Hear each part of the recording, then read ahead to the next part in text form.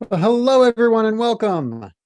For better or for worse, we had a challenge with our marketing automation platform. So the reminder emails didn't go out. So special thanks to everybody who was able to make it despite the reminder emails. The rest of you will catch you on the sorry we missed you email, and hopefully you get a chance to review it then.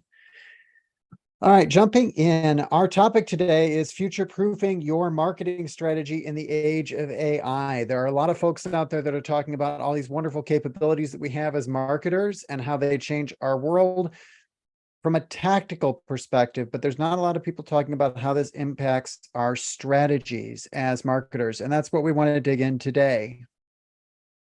A little bit of housekeeping. As always, please do post your questions into the chat. You can do that whether you're on the live stream or if you're coming at us through the webinar. Either way, we'll get to those questions either live as we're going. If not, we'll for sure get to them at the end.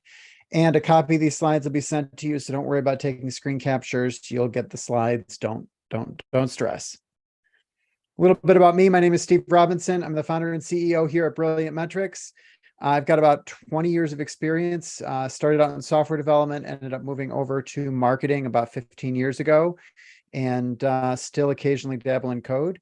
I love public speaking. I love teaching with UWM School of Continuing Ed. And on the personal front, I'm married with 3 beautiful children. Okay, Brilliant Metrics, we are a B2B digital marketing agency. What sets us apart from other agencies is that our clients not only rely on us to help them do things, but help them also continuously improve, whether that's the systems they're using, the technology, whether that's the processes or knowledge, training. We're helping them continuously get to the next level, ultimately improving their capabilities and ultimately improving the revenue that marketing generates. With that shameless plug done, let's dive in. So the first thing we're going to talk about is the impact of AI on both halves of the coin, both the marketer and the consumer, and how those two things interplay. We'll talk about the impact of AI on content supply and some second order consequences of that. The impact of AI on content demand, what the byproducts are of being able to scale things that previously were not scalable, and then kind of round things up with the death of content marketing, at least as we know it.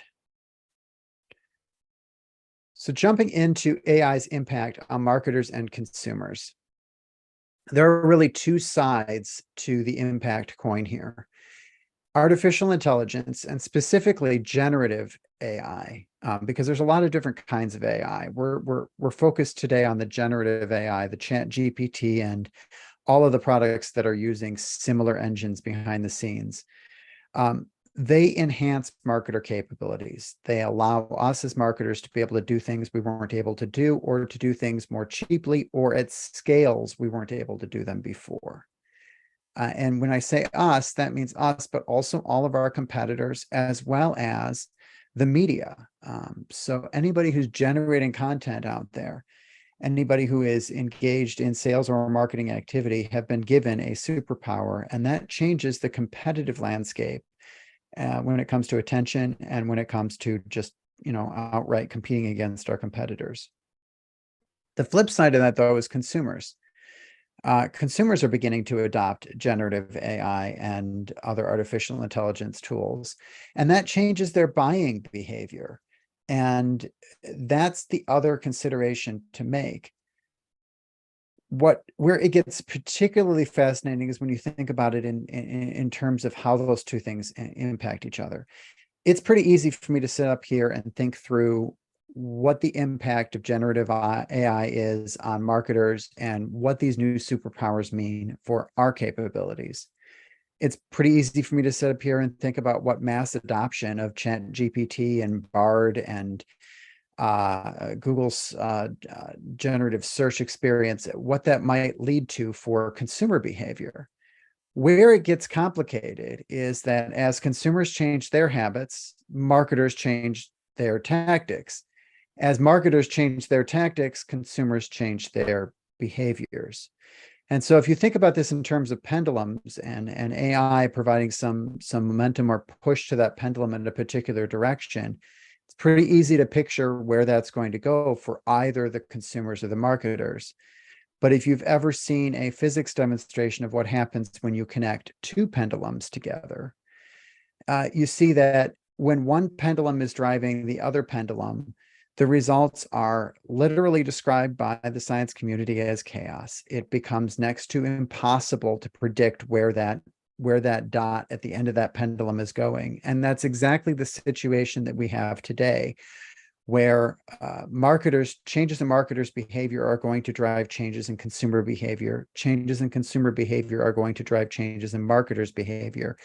And then there's third and fourth order consequences where, the changes that the marketers did to drive the changes in the consumers will also drive back changes to marketers. These are not two independent situations. And I'm able to go out on a limb pretty far today and talk about at least how we're advising our clients to adapt to this. But know that this is a changing landscape and that these impacts are really going to be chaos and really hard to predict because one feeds the other, feeds the other, feeds the other. With that disclaimer out of the way, let's get into content marketing and sort of lay the groundwork for why content marketing will change permanently, and not necessarily in the ways that a lot of marketers are talking about as far as like reducing the friction and yay, this is a great world of now we can produce content at scale that we couldn't before. I'm going to bring you back to your microeconomics class. If you were so privileged to take a microeconomics class in college, and talk a little bit about supply and demand curves. The way a supply demand curve, just as a review, because, well, most of us don't remember this from when we took it in school. On the left-hand side, you have price over here, which indicates the higher prices at the top and lower prices at the bottom. And on the bottom, you have quantity. So in the context of content, when we talk about price, we're not necessarily talking about dollar price, but we're talking about the value that a piece of content provides the marketer and the consumer in a content marketing situation. So what is that value to both? And in theory, those should move parallel to each other. If a piece of content is really valuable to the consumer, then that makes it inherently very valuable to the marketer. On the bottom, we have the quantity, which is the amount of content that is produced. And in normal supply demand, you have, as your quantity is lower, you have scarcity, which drives up demand and drives up price. And as quantity is higher, it becomes commoditized and the price goes down. A standard supply curve goes the opposite direction.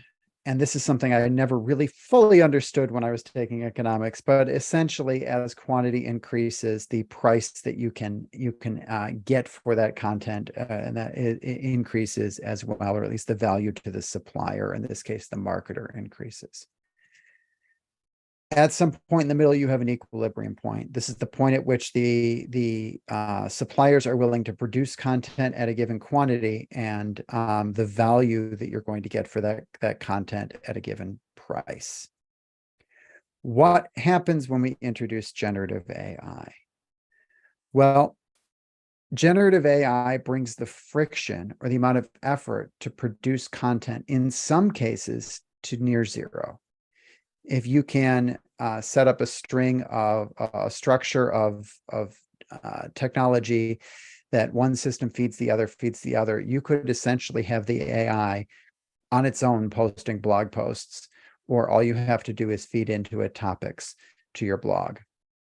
This will inevitably result across the board in an increase of 1,000-fold, 10,000-fold. We're talking orders of magnitude in the amount of content that is available on the internet on any given topic. When that happens, our supply demand curve shifts. Our supply moves down and to the right. This means we have a new point of equilibrium.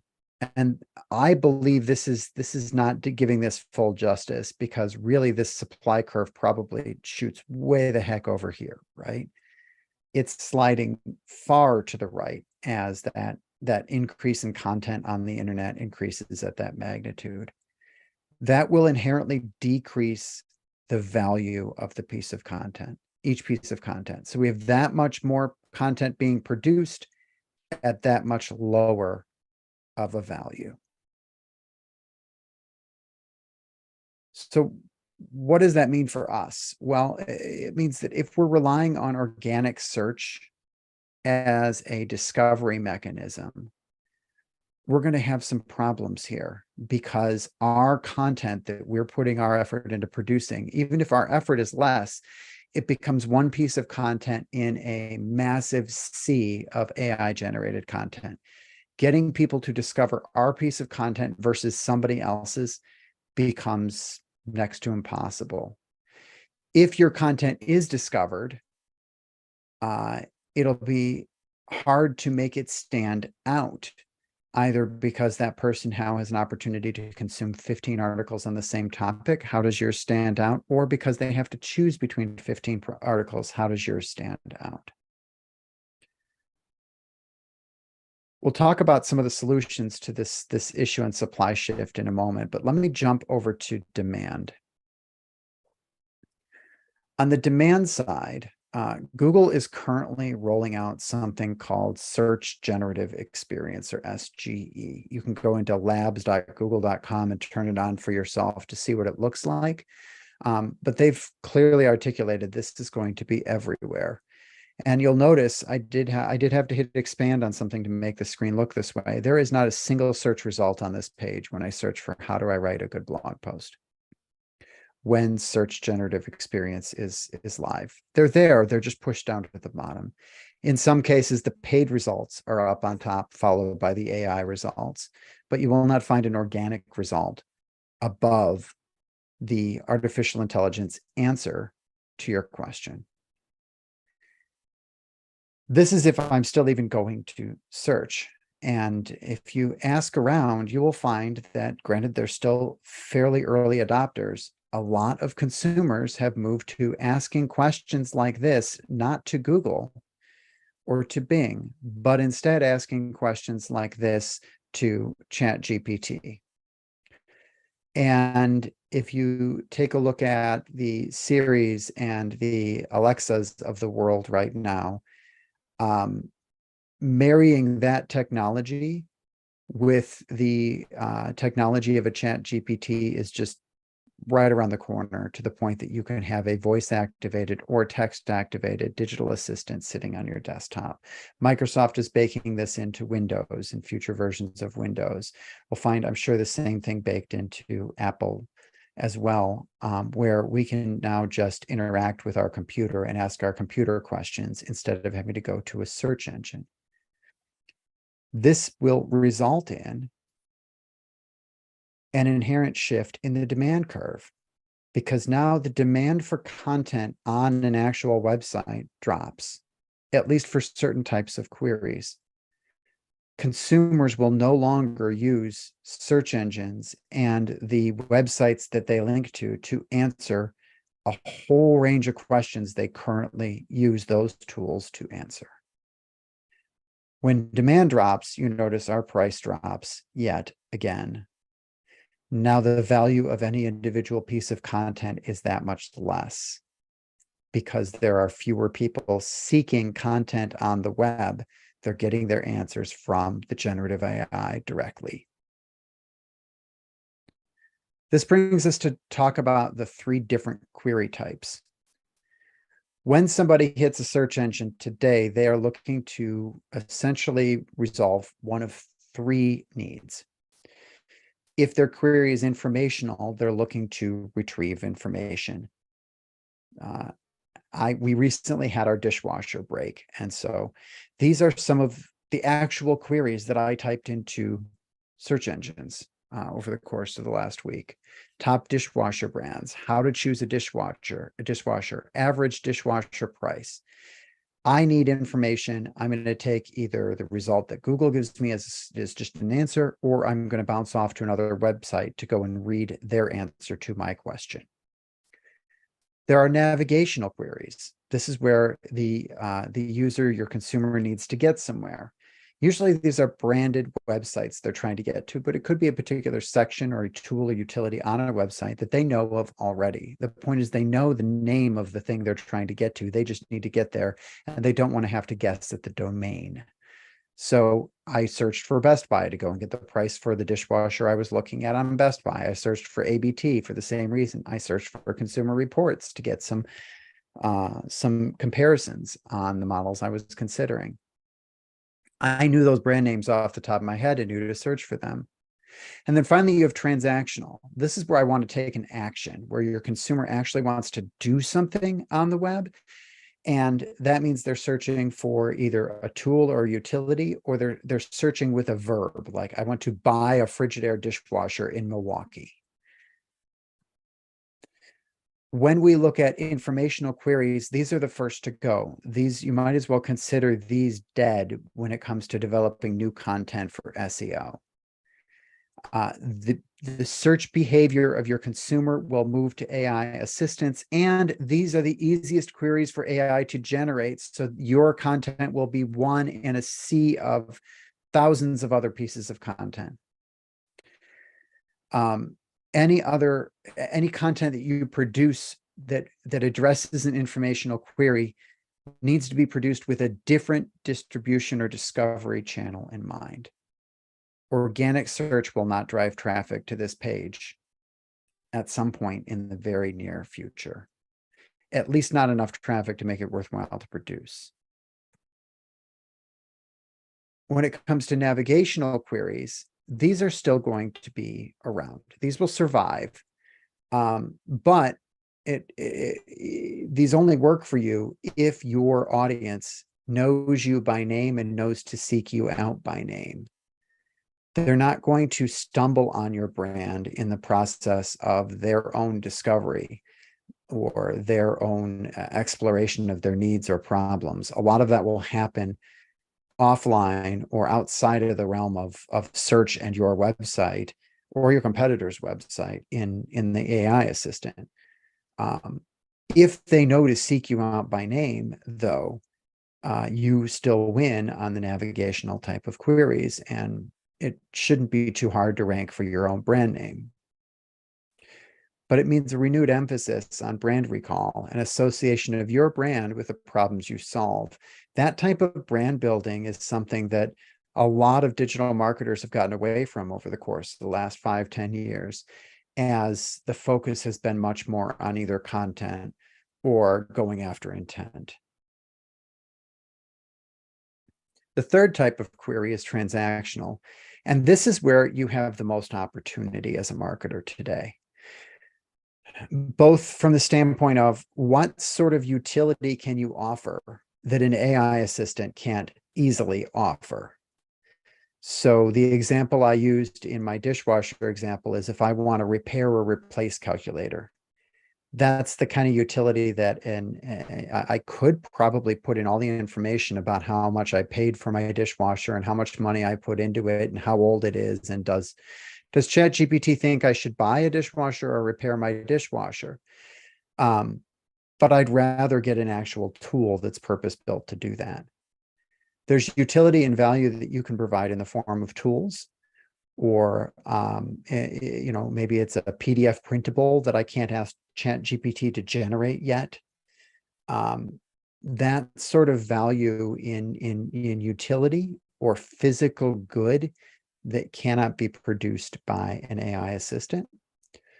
And then on the other end, when it's actually time to buy or get quotes or submit an RFP or whatever it might be, those types of queries are still worth optimizing for, whether they are by with your brand or whether they are just generic intent to purchase. So if I want to buy a Frigidaire dishwasher in Milwaukee, what is your B2B, corollary to that type of query?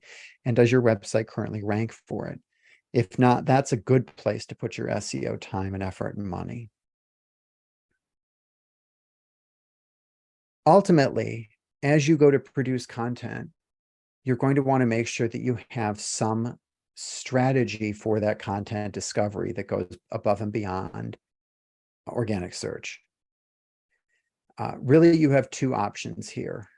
The red pill option is to pivot away from anything that would be commoditized content and move towards content that is opinionated, that is strongly branded, that is unique in voice and in content.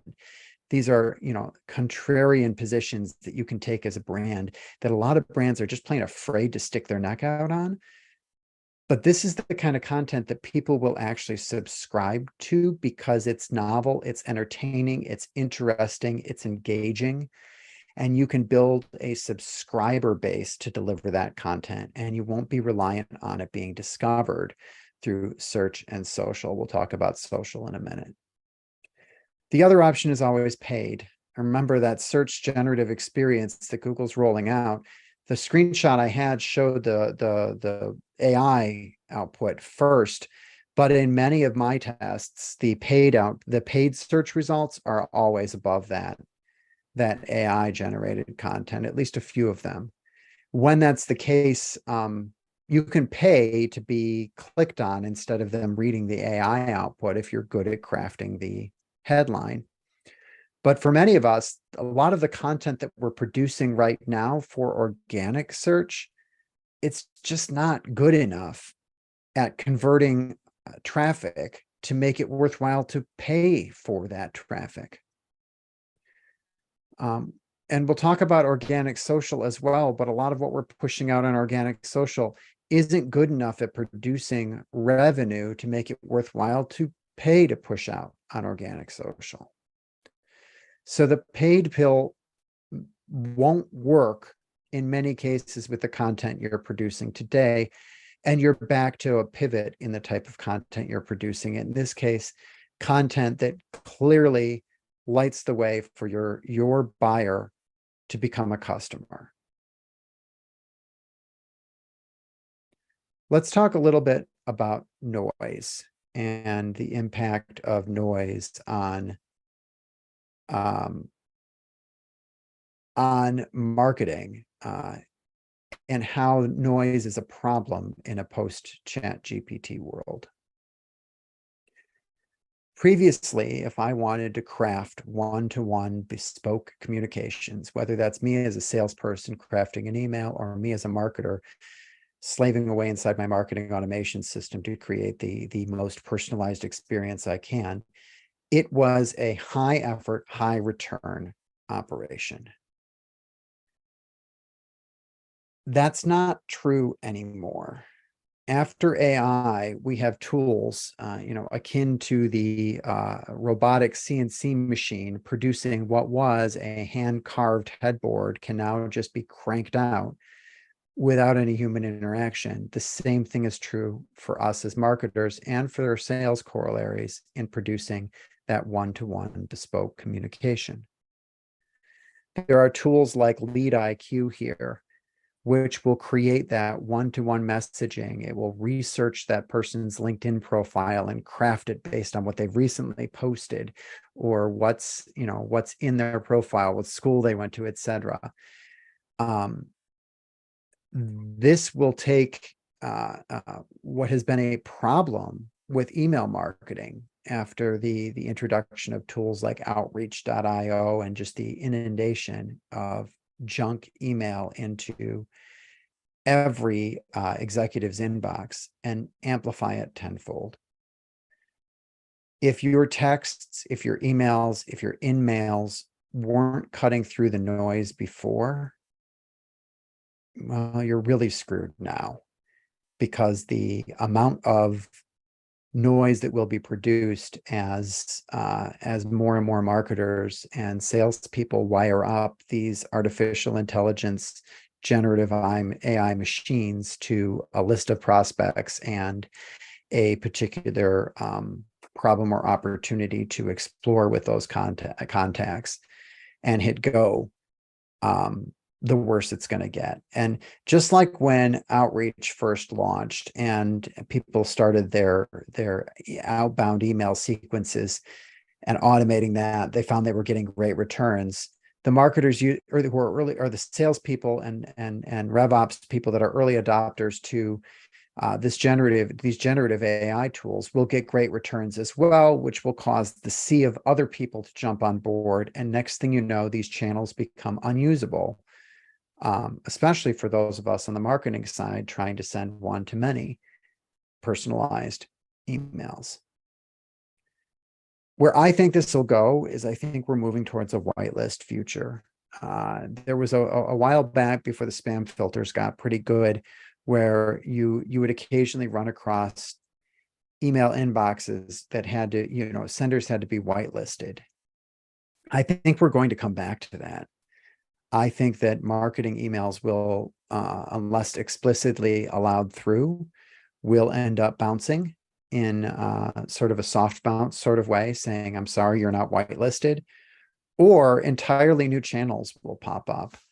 A lot of organizations have moved to Teams and Slack for the majority of their communication, and some people don't check their inboxes even every day anymore. I think there will be further migrations towards these closed communication tools where you can opt the people you do need to communicate with instead of the default being that person's let into your inbox unless you block them.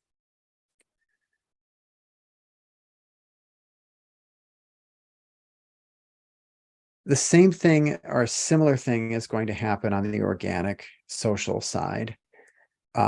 As people wire generative AI up to their corporate and even personal social accounts, the algorithms are just going to have to throw away that much more content.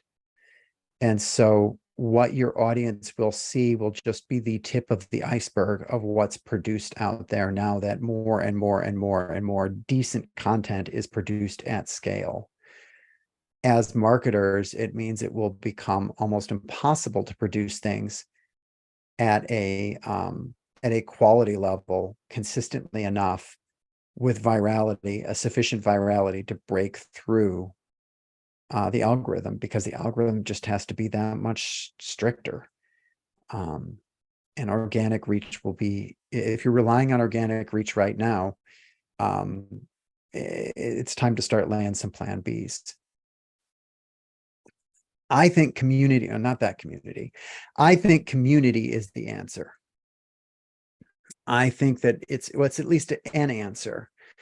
If you build communities out on the web using Discord, Slack, or some of the dedicated community tools like Mighty, you're going to net a smaller but far more engaged audience. And if you're smart about who's in that audience and they can recommend your product or service, you can get some follow-on word of mouth out of that audience, as well as nurturing and retaining and engaging prospects and customers all the way through the buyer's journey.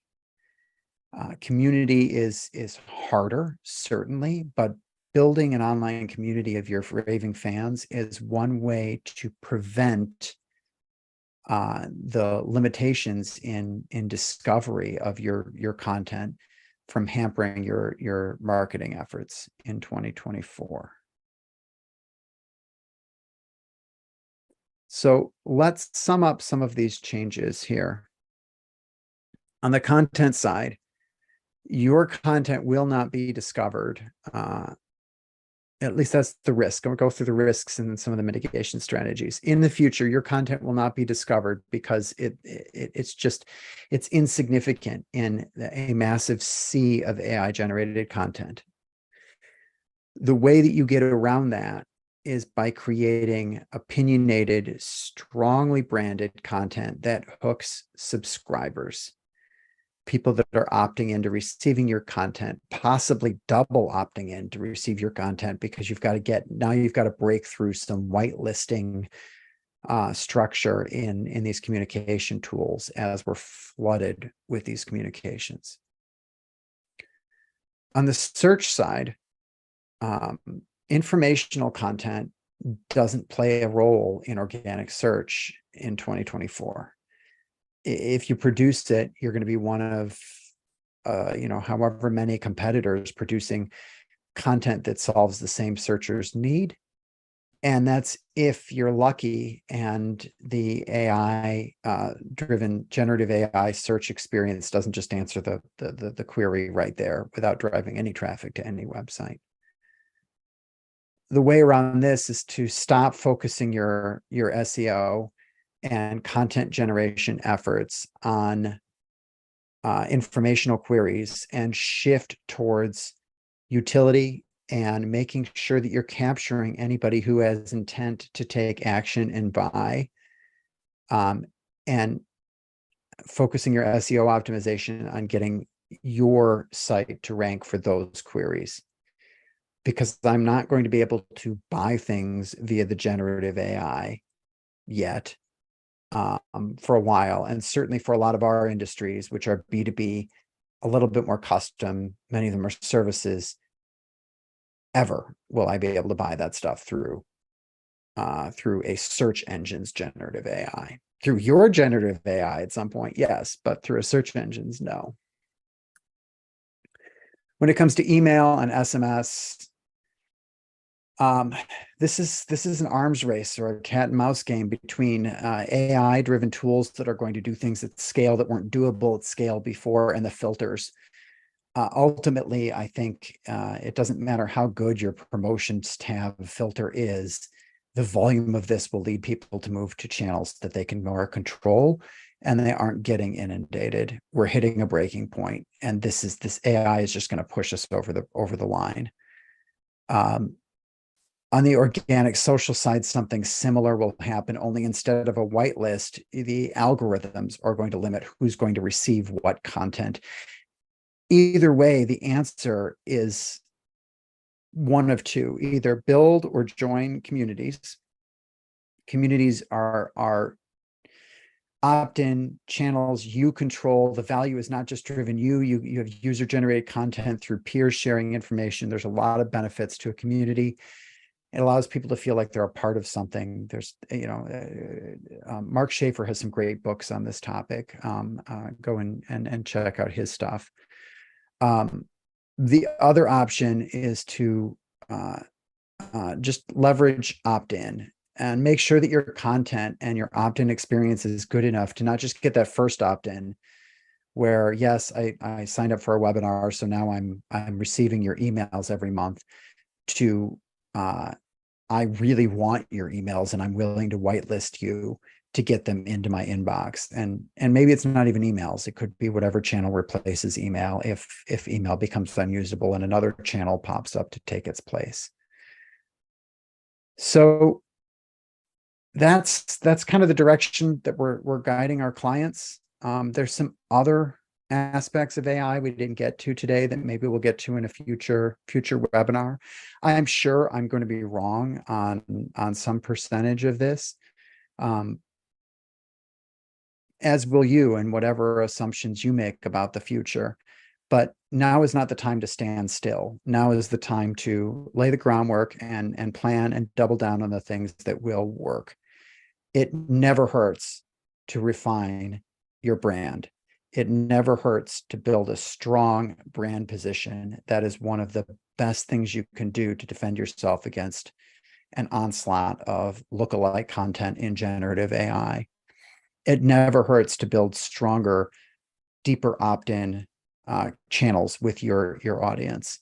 So you're not going to be wrong in taking these left turns here on some of your existing marketing efforts. And I think you'll be ahead of your competitors if you do take these steps. While they're cranking out more and more and more and more generative AI content, you're going to be one step ahead in creating experiences that will actually produce a positive ROI in this post-ChatGPT world. With that, I will open things up to questions. Please post your questions into the chat.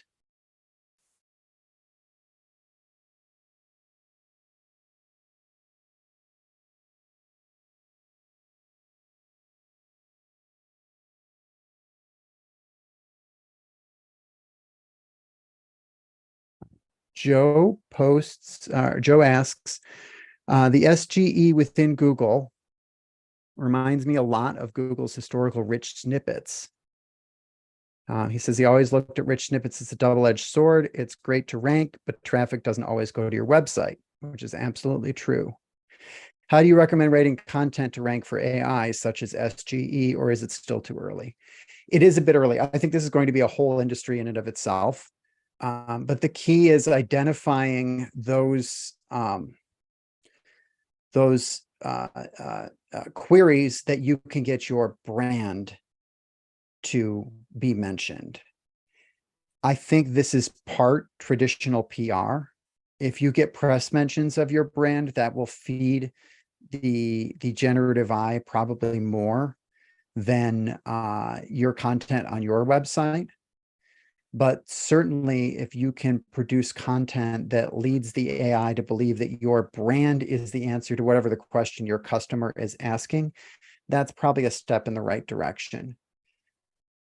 I'm sure there will be a lot more content and advice about that coming out in the future. Any other questions?